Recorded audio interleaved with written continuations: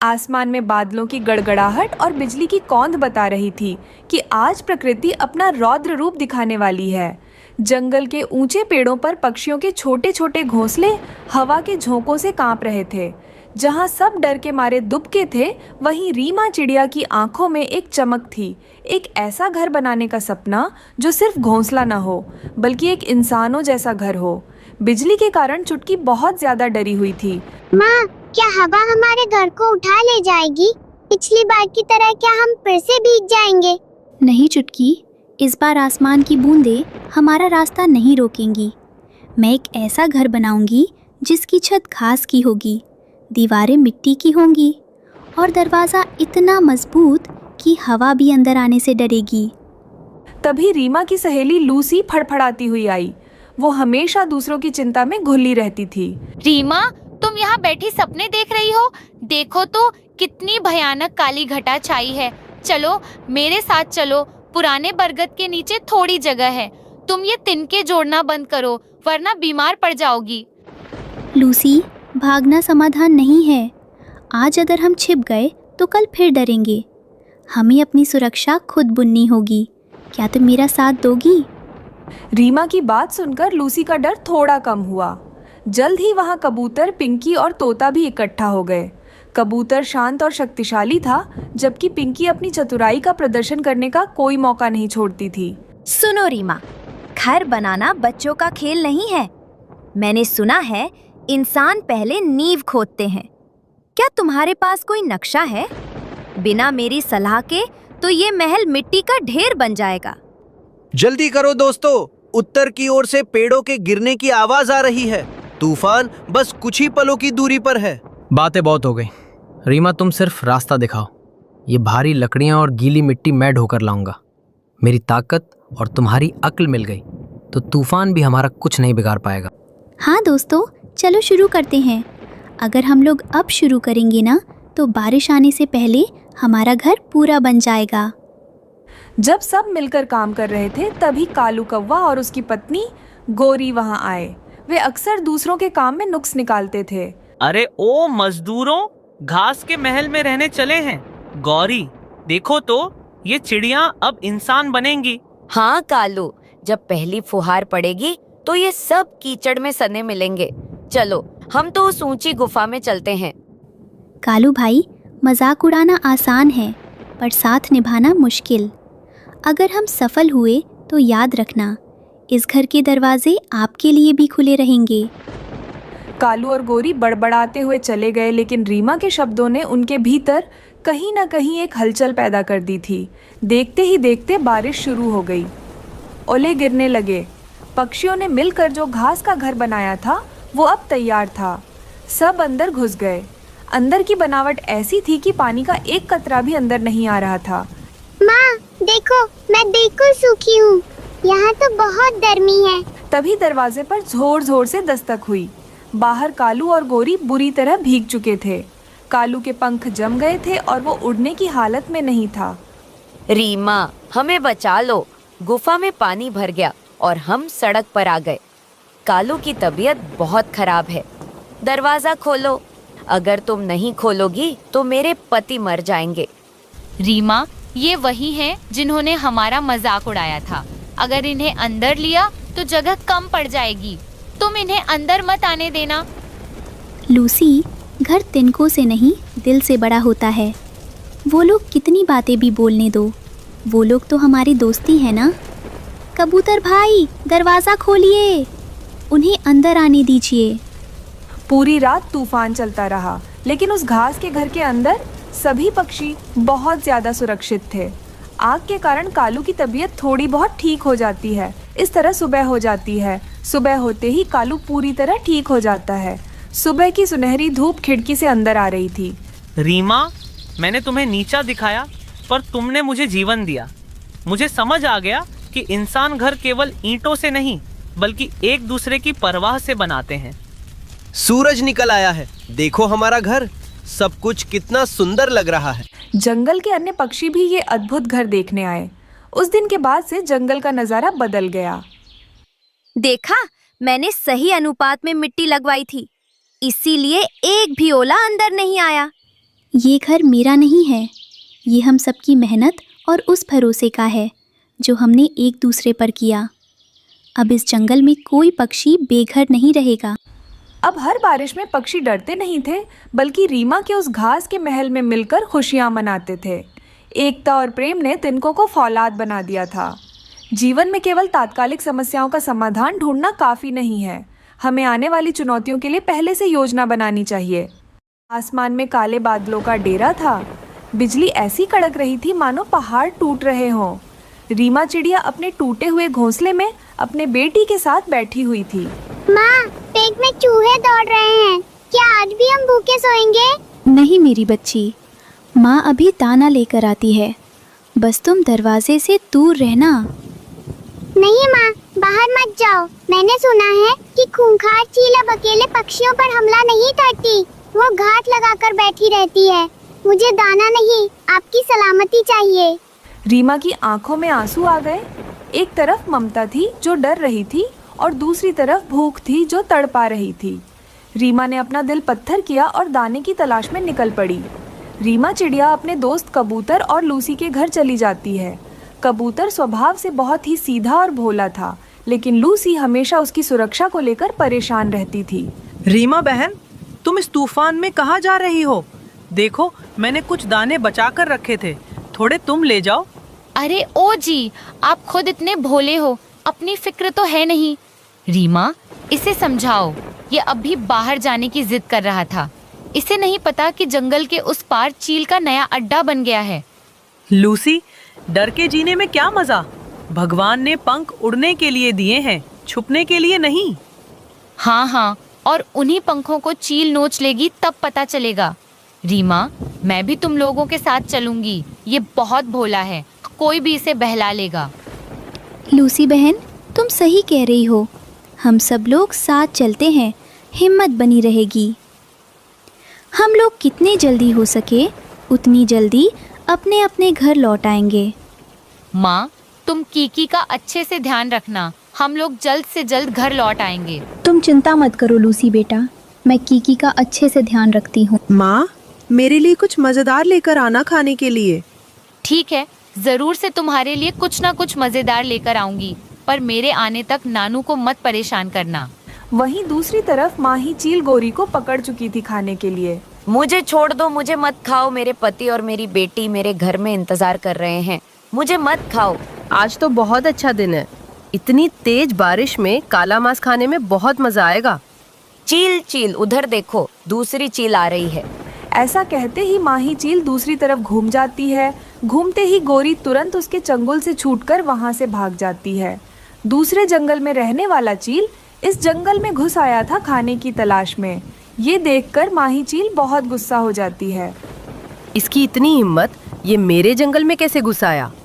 रुको, मैं अभी इसकी खबर लेती हूँ। आज तो किसी तरह मुझे अपनी जान बचाकर अपने घर जल्द से जल्द जाना होगा, वरना ये दो चील मुझे मारकर खा जाएंगे। तीनों पक्षी मिलकर दाना ढूंढ ही रहे थे कि तभी गोरी कव्वी बदहवास होकर उनके पास आकर गिरी। उसके शरीर पर जख्म थे। भागो, यहाँ से भागो, वो जालिम चील, उसने बुलबुल के मासूम बच्चों को खा लिया है। पर कव्वी बहन, हमने तो उसका क्या बिगाड़ा है? हम तो बस अपना पेट भरने आए हैं। अरे ओ भोले कबूतर, शिकारी को वजह नहीं, शिकार चाहिए होता है, वो तुम्हें नहीं छोड़ेगी। अभी बात पूरी भी नहीं हुई थी कि आसमान से एक काली परछाई मंडराई। भूखी चील ने गोरी कव्वी को फिर से निशाना बनाना चाहा, पर गोरी कव्वी किसी तरह झाड़ियों में छुप गई। अब चील की नज़र इन तीनों पर थी। चील बिजली की रफ्तार से नीचे आई और कबूतर को अपने पंजों में दबाने ही वाली थी कि लूसी चिल्लाई, नहीं, मेरे पति को छोड़ दो, मुझे खा लो, पर इन्हें जाने दो। नहीं लूसी, तुम पीछे हटो। चील दीदी, आप तो जंगल की रानी हो, हम जैसों को मारकर क्या मिलेगा? वाह, आज तो दावत बड़ी है। एक मोटी लूसी, एक भोला कबूतर और एक नन्ही रीमा। आज मेरा पेट कई दिनों तक भरा रहेगा। रीमा चिड़िया समझ गई कि अब ताकत काम नहीं आएगी, उसे अपनी सूझबूझ का इस्तेमाल करना होगा। ठहरो चील रानी, क्या आपको पता है कि दूसरी तरफ वाली चील ने आपके बारे में क्या कहा है? क्या कहा उसने? उसने कहा कि आप अब कमज़ोर हो गई हो और आपसे एक छोटा पक्षी भी नहीं पकड़ा जाता। वो खुद को इस जंगल का राजा बता रहा है और उसने आज एक बहुत बड़ा खरगोश मार गिराया है। तभी दूसरी चील जो वाकई वहाँ घूम रही थी पास आ गई। तुम यहाँ क्या बकवास कर रही हो छोटी चिड़िया? भैया, ये कह रही हैं कि आप इनके इलाके में घुसपैठ कर रहे हो और आप बहुत कमज़ोर हो। दोनों चीलें घमंडी और क्रूर थे। अपमान की बात सुनकर उनका खून खौल उठा। वे भूल गए कि उनके सामने शिकार खड़ा है। वे आपस में ही भीड़ गए। हवा में उनके पंख झड़ने लगे और वे लड़ते लड़ते पहाड़ी की गहरी खाई में जा गिरे। जब खतरा टल गया तो चारों ने राहत की सांस ली। अपने अपने घर वापस लौट चले। तुम चिंता मत करो गोरी, मैं तुम्हें सही सलामत तुम्हारे घर छोड़ आऊंगा। रीमा जल्दी से ढेर सारा दाना लेकर अपने घोंसले की ओर उड़ी। घर पहुंचते ही उसने देखा कि चुटकी दरवाजे पर आंखें बिछाए बैठी थी। माँ, आप आ गई।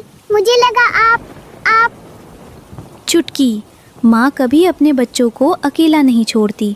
देखो, आज लूसी चाची और कबूतर अंकल ने भी हमारी मदद की। उस रात बारिश तो हो रही थी, पर घोंसले के अंदर डर का अंधेरा नहीं, बल्कि ममता और जीत की रोशनी थी। जंगल ने आज सीख लिया था कि एकता और बुद्धि से सबसे बड़े दुश्मन को भी हराया जा सकता है। सुंदरवन में रीमा चिड़िया रहती थी। रीमा और टुन्नू चिड़ा एक दूसरे से बहुत प्यार करते थे। मौसम बहुत साफ था। रीमा, अब हमें देर नहीं करनी चाहिए। मैं आज ही तुम्हारी माँ से बात करूंगा। हम शादी कर लेते हैं। नहीं टुन्नू, तुम नहीं जानते मेरी माँ को। वो बहुत गुस्से वाली हैं। वो चाहती हैं कि मेरी शादी किसी अमीर पक्षी से हो, जिसके पास बहुत बड़ा घर और अनाज के गोदाम हो। अरे पगली, प्यार से बड़ा कोई धन नहीं होता। मैं उन्हें मना लूंगा। मैं तेज उड़ सकता हूँ, मेहनत कर सकता हूँ। मैं तुम्हें हमेशा खुश रखूंगा। टुन्नू हिम्मत करके रीमा के घर की तरफ बढ़ता है। नमस्ते काकी, मैं रीमा से बहुत प्यार करता हूँ और उससे शादी करना चाहता हूँ। क्या कहा? शादी? अपनी शक्ल देखी है? एक साधारण सा चिड़ा। मेरी रीमा के लिए तो मैं कोई बड़ा सेठ चिड़ा या अमीर चिड़ा ढूंढूंगी। तेरे पास है क्या? काकी, मेरे पास हिम्मत है और रीमा के लिए सच्चा प्यार है। मेरी माँ भी बहुत अच्छी हैं। वो रीमा को बहुत मानेंगी। प्यार से पेट नहीं भरता। निकल जा यहाँ से। अगर दोबारा यहाँ दिखा तो पंख नोच लूंगी तेरे। रीमा पीछे खड़ी रो रही थी। टुन्नू रीमा की आंखों में आंसू देखकर दुखी हो जाता है। रो मत रीमा, मैं जा रहा हूँ, लेकिन वादा करता हूँ मैं खूब मेहनत करूंगा और अमीर बनकर लौटूंगा। तब तुम्हारी माँ मना नहीं कर पाएंगी। टुन्नू दूर शहर कमाने चला गया। रीमा बिल्कुल अकेली पड़ गई। वो भावनात्मक रूप से बहुत कमजोर थी। उसे जब भी टुन्नू की याद आती, वो तनाव में बहुत ज्यादा खाना शुरू कर देती। रीमा, बस कर मेरी बहन। सुबह से तूने कितना खा लिया है? देख, तू कितनी मोटी होती जा रही है। ऐसे तो तू उड़ भी नहीं पाएगी। क्या करूँ लूसी, टुन्नू की याद आती है तो मुझे घबराहट होती है और मैं बस खाती रहती हूँ। मुझे लगता है वो अब कभी नहीं आएगा। अरे खाने दे इसे लूसी। वैसे भी इसकी माँ ने इसे बिकाऊ माल बना रखा है। मोटी हो जाएगी तो शायद कोई बड़ा सेठ इसे वजन के हिसाब से पसंद कर ले। माँ चुप रहिए, वो पहले ही दुखी है। हाँ काकी, रीमा तो हमारी दोस्त है। रीमा तू चिंता मत कर। पिंकी कव्वी ने कहा है कि टुन्नू जरूर आएगा। दिन बीतते गए। रीमा खा खा कर बहुत ज्यादा मोटी हो गई थी। उसका शरीर इतना भारी हो गया था कि वो ठीक से उड़ भी नहीं पा रही थी। ये सब दुष्ट कालू कौवा देख रहा था। देख गोरी, वो रीमा चिड़िया को देख, कैसी फूल कर गुब्बारा हो गई है। अब इसे कौन प्यार करेगा? टुन्नू तो इसे देखकर ही भाग जाएगा। कालू जी, हमें इसका फायदा उठाना चाहिए। रीमा की माँ तो बहुत धनवान है। क्यों ना हमें किसी पागल चिड़े को पकड़कर रीमा की शादी करवा दे और सारी जायदाद हड़प ले। खबरदार कालू, अगर किसी बेचारी के साथ बुरा किया तो भगवान सब देखता है। सुधर जा तू। अरे बुढ़िया, तू चुप कर। मैं जा रहा हूँ रीमा की माँ के पास। कुछ महीनों बाद टुन्नू वापस आया। उसने कड़ी मेहनत करके ढेर सारे पैसे कमाए थे। वो सीधा रीमा के पास गया, लेकिन रीमा को देखकर वो हैरान रह गया। रीमा, ये क्या हुआ तुम्हें? चले जाओ टुन्नू, मुझे मत देखो। मैं अब बदसूरत हो गई हूँ। मैंने तुम्हारी याद में बस खाया और अब मैं उड़ भी नहीं सकती। तुम मुझे छोड़ दो। कालू कौवा वहाँ आ जाता है। हाँ हाँ हाँ, देख टुन्नू, तेरी यह प्रेमिका अब चिड़िया नहीं फुटबॉल बन गई है। इसे छोड़ और भाग जा। टुन्नू को गुस्सा आ जाता है और वो कालू की खूब पिटाई करने लगता है। जुबान संभाल कर बात कर कालू। रीमा मेरा प्यार है, चाहे वो मोटी हो या पतली, वो मेरे लिए सबसे खूबसूरत है। मैं शक्ल से नहीं, उसके दिल से प्यार करता हूँ। ये सुनकर रीमा रो पड़ती है, पर इस बार खुशी से। फिर वहाँ पर सारे पक्षी आ जाते हैं। टुन्नू, तू फिर आ गया। रीमा, तू वहाँ पर क्या कर रही है? टुन्नू, तू निकल यहाँ से। रुको काकी, ये कालू धोखेबाज है। ये आपकी सारी जायदाद हड़पना चाहता है। चुप कर पिंकी, झूठ मत बोल। दोस्तों, अब बातों का वक्त नहीं है, हमें भागना होगा। ठीक है, रीमा उड़ नहीं सकती। टुन्नू, तुम अपने पीठ पर रीमा को बिठा लेना और कबूतर तुम दोनों की रखवाली करेगा। मैं और तोता इस कालू और गोरी को रोकने की कोशिश करेंगे। टुन्नू अपनी पीठ पर रीमा को बिठाकर वहाँ से उड़ जाता है और उन दोनों के पीछे सारे लोग लग जाते हैं उन दोनों को पकड़ने के लिए। टुन्नू, मैं बहुत भारी हूँ, तुम गिर जाओगे। जब तक मेरे पंखों में जान है, मैं तुम्हें गिरने नहीं दूंगा रीमा। मेरा प्यार मेरा हौसला है। रुक जाओ, मैं तुम्हें छोड़ूंगा नहीं। तभी पिंकी, कव्वे और तोता ने कालू के ऊपर हमला कर देते हैं और उन दोनों को वहीं पर रोक लेते हैं। बहुत अच्छा हुआ, जैसी करनी वैसी भरनी। जा बेटा टुन्नू, ले जा अपनी दुल्हनिया को। टुन्नू रीमा को लेकर अपने घर दूसरे जंगल पहुंचा। वहां टुन्नू की माँ इंतजार कर रही थी। माँ, मैं रीमा को ले आया, पर माँ, ये थोड़ी मोटी है तो क्या हुआ बेटा, सेहत तो बनती बिगड़ती रहती है। बहू का दिल साफ होना चाहिए। और देखो, इसका चेहरा कितना भोला है। माँ जी, आपने मुझे अपना लिया। पगली, तू अब मेरी बेटी है। हम साथ में कसरत करेंगे और उड़ेंगे। तू फिर से पहले की तरह हो जाएगी। तभी पीछे से रीमा की माँ लूसी और बाकी दोस्त भी वहां पहुंच जाते हैं। रीमा की माँ को अपनी गलती का एहसास हो चुका था, क्योंकि कालू की माँ ने सब कुछ बता दिया था। मुझे माफ़ कर दो टुन्नू, मैं लालच में अंधी हो गई थी। कालू ने मुझे धोखा दिया, लेकिन तूने मेरी बेटी का साथ नहीं छोड़ा। तू ही रीमा की लायक है। काकी, जो हुआ उसे भूल जाइए। अब हम सब एक परिवार हैं। उस सुहावने मौसम में जंगल के सभी अच्छे पक्षियों, पिंकी, तोता, कबूतर, लूसी ने मिलकर टुन्नू और रीमा की शादी करवाई। रीमा ने कसम खाई कि वो अब खुद को कमज़ोर नहीं पड़ने देगी। टुन्नू और रीमा की प्रेम कहानी जंगल में अमर हो गई। सच्चा प्यार और जीवन साथी वह है जो आपकी बाहरी सुंदरता या मोटापे को नहीं, बल्कि आपके साफ दिल और स्वभाव को अहमियत दे। बर्फबारी का मौसम शुरू हो गया था। रीमा चिड़िया ने तो बर्फबारी के लिए पूरी तैयारी कर ली। उसने पक्का घर भी बना लिया था और घर में ढेर सारा भोजन भी जमा कर लिया था। कालू जी, गर्मी तो हम दोनों ने यहाँ वहाँ मजे से काट ली। अब इस बर्फबारी का क्या होगा? क्या बात है गौरी, अभी तक बर्फ क्यों नहीं गिर रही? वैसे मुझे बर्फ का मौसम बहुत पसंद है। कौवे ने ऐसा बोला ही था, तभी जोरों की बर्फबारी शुरू हो जाती है। गोरी कौवे जल्दी से घर के अंदर चली जाती है, लेकिन कालू कौवा तो बर्फ में नहा रहा था। गौरी, तुम भी जल्दी से बाहर आ जाओ, बर्फ में नहाने का मजा ही कुछ और है। कालू जी, ये सब काम आप ही करना, मुझे बर्फ में नहीं नाचना है। गोरी को बहुत तेज भूख लग रही थी, लेकिन घर में खाने के लिए कुछ भी नहीं था। मुझे तो बहुत भूख लग रही है, लेकिन मेरे पति पागल हो गए हैं जो बर्फ में नाच रहे हैं। अब मुझे ही भोजन का कुछ ना कुछ करना पड़ेगा। फिर गोरी भोजन के लिए बर्फबारी में उड़ रही थी। तभी वो पिंकी के घर से खिड़की में से झांक रही थी। उसके घर में ढेर सारा भोजन था। वो तुरंत कालू के पास आती है और कौवे से कहती है, कालू जी, पिंकी के घर में ढेर सारा भोजन रखा हुआ है। आप जाकर पिंकी से बातें करना, मैं खिड़की के रास्ते भोजन चुरा लूंगी। अरे वाह गौरी, तुम्हारा आइडिया तो बहुत अच्छा है। पिंकी को कुछ भी पता भी नहीं चलेगा। फिर कौवा पिंकी के घर आता है।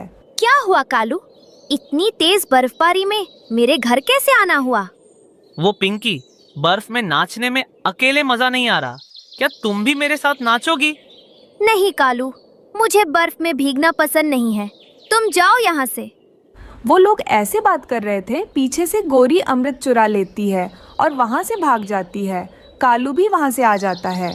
बेचारी पिंकी अपने अमरूद खाने के लिए ढूंढ रही थी, लेकिन उसको तो उसके अमरूद नजर नहीं आ रहे थे। अरे ये क्या, मेरी अमरूद कहाँ गए? मैंने तो यही रखा था। दूसरी तरफ कौवा और कव्वी मजे मजे से चुराए हुए अमरूद खा रहे थे। अरे वाह वाह, मीठे मीठे अमरूद खाकर मजा ही आ गया। कालू, अब हर दिन हम दोनों ऐसा ही करेंगे, फिर रोज हमें भोजन की क्या चिंता होगी। दूसरे दिन पिंकी मीठे जामुन खाने के लिए बैठी हुई थी।